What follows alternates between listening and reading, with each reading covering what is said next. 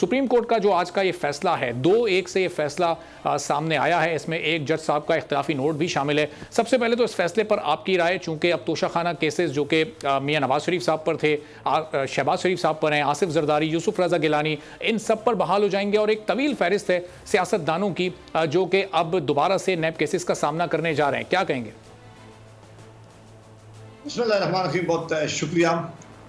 एक तो है कि मैंने अभी पूरी डिटेल जजमेंट शायद आई भी नहीं है, हमने देखी भी नहीं है। उसमें जज साहिबान ने अपनी बहुत रीजनिंग दी होगी। मंसूर शाह साहब का डिसेंटिंग नोट भी पढ़ने वाला होगा और ज़ाहिर है चीफ जस्टिस ऑफ पाकिस्तान और एजाज अल हसन साहब की जो शॉर्ट नोटिस आया उसके बाद ज़ाहिर है जो डिटेल जजमेंट आएगी तो वो भी अपना पूरी डिटेल उन्होंने इसकी रीजनिंग दी होगी कि उन्होंने इस सारे लॉ के मतलब उनकी राय क्या है।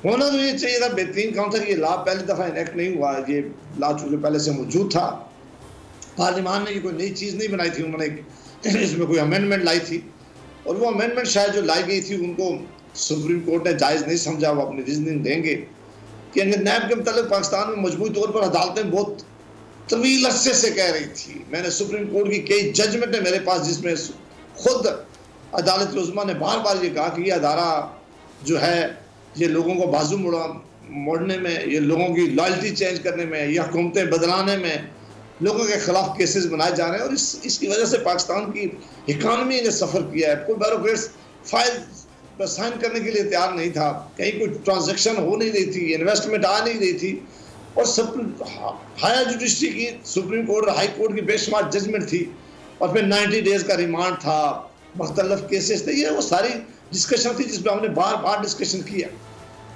लेकिन बारह सुप्रीम कोर्ट ने कहा, मैं वैसे साथी मेरी राय है कि ये ठीक हुआ, इसलिए हुआ कि शायद अगर हमें इस तरह चला जाता तो ये शायद सारा पाकिस्तान और दुनिया यही कहती कि ये जो अमेंडमेंट की गई थी ये स्पेसिफिक अमेंडमेंट थी, पर्सन स्पेसिफिक अमेंडमेंट थी, शायद सिर्फ सियासतदाना को इनका फ़ायदा होना चाहिए था।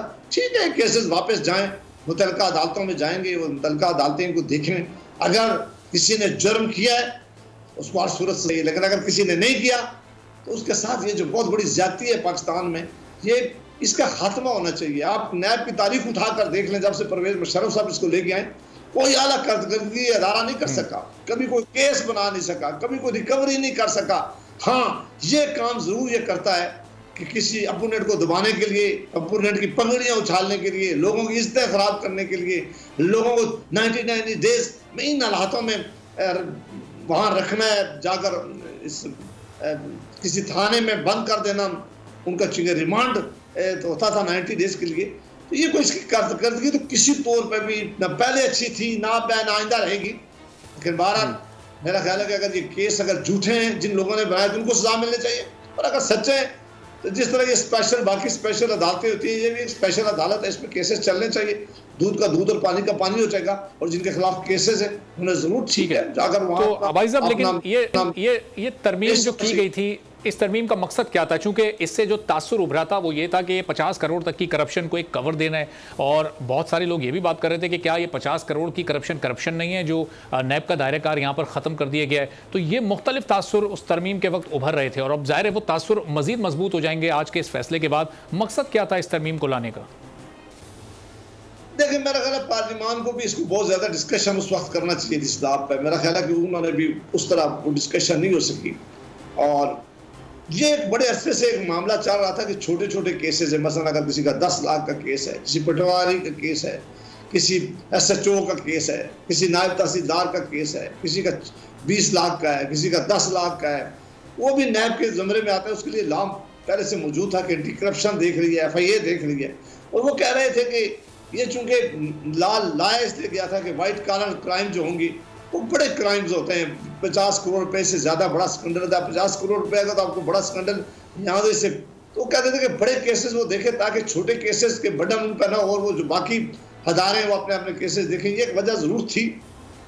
बहरहाल बेहतर यही था कि अब चूँकि नैब लॉ, मैं जेन्युइनली ज़ाती तौर पर समझता हूँ कि इस लॉ के होने से सिर्फ इस मुल्क का नुकसान हुआ है, इस मुल्क की इकानमी तबाह हुई है, इस मुल्क के सियासतदानों ने एक दूसरे के खिलाफ इसको इस्तेमाल किया है। ये हुकूमतें बदलाने में और लॉयल्टी चेंज करने में ये कानून इस्तेमाल होता है, ये लोगों की लॉयल्टी बेचने और ख़रीदने में ये कानून इस्तेमाल होता है। इस कानून से इस पाकिस्तान में कोई 1% भी बेहतरी नहीं। मैं आर्गू करने के लिए भी तैयार हूँ कि ना तो ये रिकवरी कर सके, ना ये अच्छे केसेस बना सके, ना ये अपने केसेस अदालतों में कभी साबित कर सके। बहरहाल ये अदारा एक ऐसा अदारा वैसे ही खड़ा किया गया है। परवेज मुशर्रफ साहब ने इसको इसलिए बनाया था कि उन्होंने एक नई जमात बनानी थी, और बदकिस्मती से उसके बाद सारी सियासी जमात भी एक दूसरे के खिलाफ इस अदारे को इस्तेमाल करती रही है, और मेरा ख्याल आप भी इस्तेमाल होगा। लिहाजा वो काम जो असल काम था वो कभी इसने किया नहीं, और जो इसका काम नहीं था वो सारी हुकूमतें इसे लेती रही। सब्सक्राइब करें और बेल दबाएं ताकि कोई खबर रह न जाए।